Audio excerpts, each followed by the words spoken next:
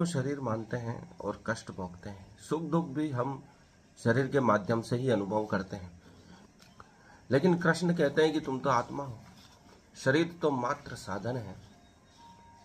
और आत्मा को कष्ट होता नहीं है, न उसको जलाया जा सकता है, न सुखाया जा सकता है, न गीला किया जा सकता है।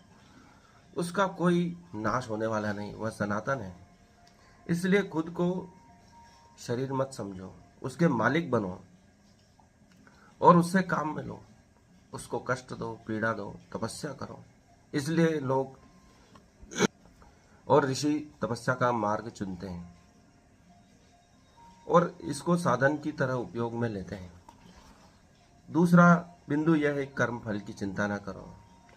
कई परिस्थितियां, देश, काल, वातावरण आपके कार्य के परिणाम को प्रभावित कर सकते हैं। वह प्रकृति के नियमों का समूह है जो आपको सफलता या विफलता दिलाता है। आपका अधिकार सिर्फ कर्म करने में है, यह सबसे सुंदर बात है।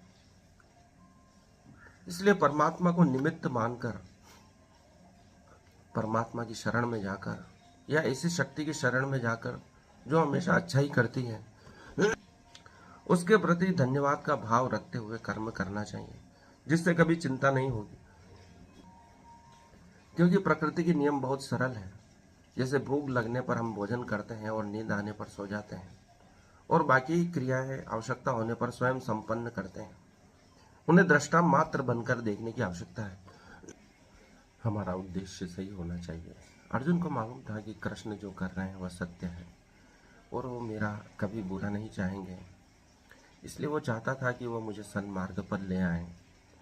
इसके लिए वो बार बार प्रश्न कर रहा था, और वही प्रश्न और उत्तर के रूप में गीता समाधान के रूप में पूरे विश्व समुदाय को उपलब्ध हुई, जो आज भी हमारा मार्गदर्शन कर रही है और भविष्य में भी करते रहेंगे। यदि हम किसी कार्य को कर रहे हैं और उसका उद्देश्य सही हो और बीच में कूटनीति का भी उपयोग करना पड़े, तो महाभारत जैसा युद्ध भी जीता जा सकता है। क्योंकि अर्जुन जानते थे, जिसको मैंने सारथी बनाया है वो मेरे मन के और आत्मा के भी सारथी बन जाए, ऐसा वो प्रयास कर रहा था। उसके मन में जो शंकाएं थी उसको दूर करने के लिए वह बार बार कृष्ण से प्रश्न करता और कृष्ण उसके उत्तर देते थे। इसी कारण कृष्ण का महत्व है और अर्जुन का भी महत्व है, जो कि भगवत गीता का सार है।